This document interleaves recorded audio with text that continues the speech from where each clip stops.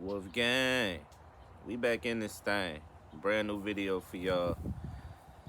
I just got done reading this book called Self, and it's written by the author Joel Kimmel. It's a great book. I just finished it, and it has to do with the power of language and how language plays a huge part in our universe, right?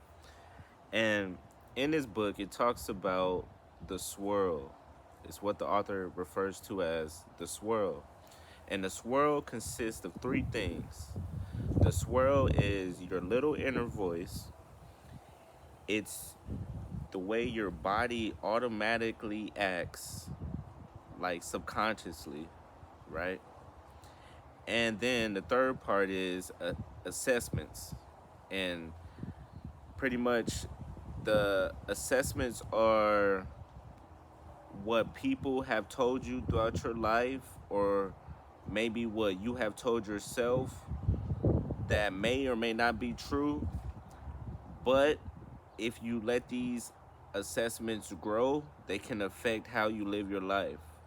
So, for instance, let's say when you were younger, somebody told you you're not good enough to do anything great, or you're never going to be somebody special. Now, if you don't ground that assessment, you'll start to believe it. And then you'll start to live your life subconsciously by that assessment that you can never be anything great, right? So that's an example of assessments. Now, the little voice is that voice in your head that tells you, you're not doing enough, or that little voice that, freaks out because our body naturally wants to be comfortable. When we start to feel uncomfortable, you'll hear that little voice start telling going crazy, telling you to do this, that, and the third, which you have to learn to quiet that little voice. But I'll get into that in a minute. Then, like I said, it's your body's subconscious behavior. So let's say if you had a bad experience in the water, right? In terms of swimming, like you almost drowned. Then every time you get near water, your body starts to, shrivel or shake, or your heart starts beating fast. You'll just have like physical signs from your body that relates to that event. So hopefully y'all understood that. But back to the swirl. So the little voice, the body, and assessments. So when we start to stress out and we feel like it's no place to go, we feel like it's no hope, we feel like we're lost, well, that's when all three of those things, the little voice, your body, and the assessments that's been made about you, that's when they all activate at once, right? And we call that the swirl. When all three of those are activated, that's called the swirl. And those are the moments where people tend to give up on life. Some people commit suicide. Some people do things that they end up regretting down the line, all because they're having a breakdown from the swirl. Well, when you find yourself in those moments where you're caught up in the swirl, you have to take a deep breath, intentional breathing, right? Deep, breathe in deeply, breathe out deeply. And you could do that to what, 2 3 times, however much is needed, right? But what happens is when you intentionally deep breathe, you access parts of the brain that connects to your emotions, right? So while you're breathing, your emotions are resetting and you're becoming balanced again. Because when you're stressed out and you're in the swirl, you all riled up, heart beating fast, whatever, you're getting ready to pull your hair out. But when you calm down, you take those breaths, then you step out of the swirl and you start to see the bigger picture. Because a lot of times in life, we start to freak out because we're in the midst of everything and everything is happening so fast, so we can't see which way to go, right? We don't know what to do next. But if you zoom out, sometimes you got to zoom out. That's all intentionally breathing is doing. It's zooming out of the situation, seeing the bigger picture for what it really is, and then seeing what to do next. That's how you break free from the swirl, right?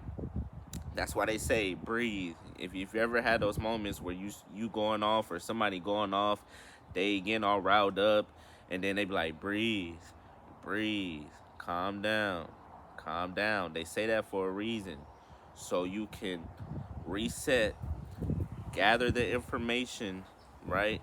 That's needed. See things from a bigger picture, and then move accordingly. I had a great example. One example that was used in a book. It's like for all my guys out there that watch football.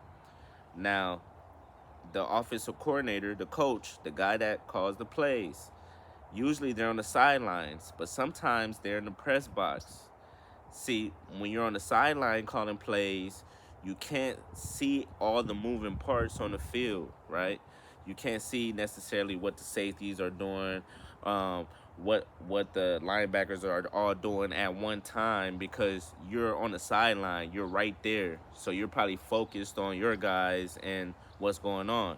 But if that offensive coordinator or coach sits in the press box, he gets a view of the whole field, right? He gets to see exactly what the safeties are doing while watching what his quarterback is doing, while watching what the receivers are doing. If you understand what I'm saying, you get a better view. You zoom out the situation. Well, that's the same thing with this. Same thing when you take those deep breaths, when you're stressed out, you zoom out the situation, right? In the book, he calls it the big observer. So you go from that little voice to the big observer, right? To seeing everything for what it is and being able to navigate better, right? So, yeah, I just want to say, make this video because I just found it very interesting because I know me personally, there'll be days where I be like overthinking. I find myself overthinking, wondering what to do next instead of taking a deep breath and just being, right? See, it's a difference between being and doing. That's what I'm going to talk about next in my next video. I don't want to get too far ahead, but it's a difference between being and doing. And I'm going to break that down on the next video. But sometimes we just get caught up in what to do, instead of just being and letting things kind of happen naturally, right? And that's what you're doing when you're breaking out of the swirl. You're taking a deep breath and you're just being in that moment instead of worrying about what to do next and stressing yourself out. I'm telling you, try it. It works.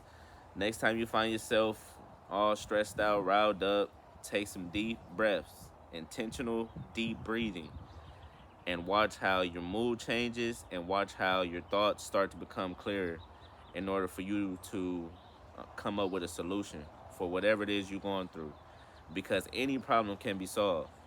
Remember that. Any problem. All right, I'm going to stop that right here. Like, comment, subscribe. Give your boys some feedback. If you made it this far, I want you to type breaking out the swirl. Because that's a constant battle that we have to keep doing, all right? All right, I'm going to let y'all go before this wind blow my thing off. Blow my camera off, all right? Till next time.